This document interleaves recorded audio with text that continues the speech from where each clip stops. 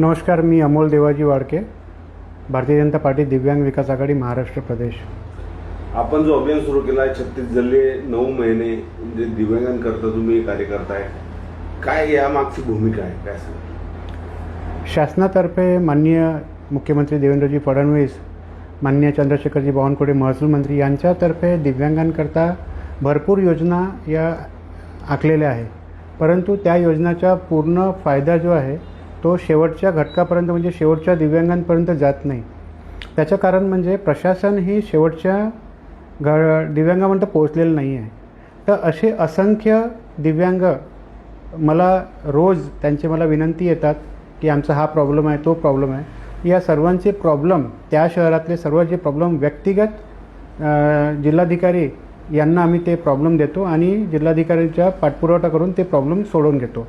याकरिता हे 36 जिल्हे 9 महिने 55 मागण्या अभियान हे मी सुरू केलेलं आहे.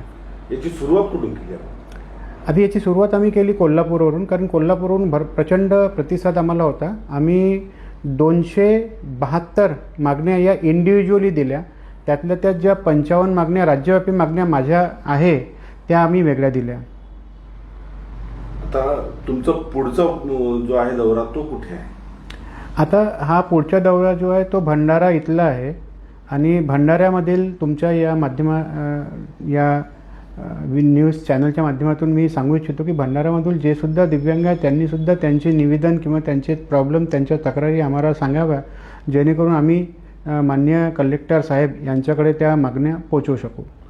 साधारण कुठे तुमचा हा दौरा राहणार आहे आणि किती दिवस तुम्ही याचं निराकरण करणार आहात? आता कसं आहे, मंगळवारी म्हणजे 16 जूनला आम्ही आमच्या दौऱ्याला सुरुवात होत आहे, ज्यामध्ये 16 जूनला समाज कल्याण आयुक्त, समाज कल्याणचे जे उपायुक्त आहे यांना आम्ही निवेदन देणार आहोत. त्यांच्याशी संबंधित जे प्रश्न आहेत ते, त्यातल्या त्या जिल्हा परिषदचे जे CEO आहेत, तर जिल्हा परिषदच्या ज्या समस्या दिव्यांगांच्या आहेत त्या संदर्भात आम्ही त्यांना निवेदन देणार आहोत.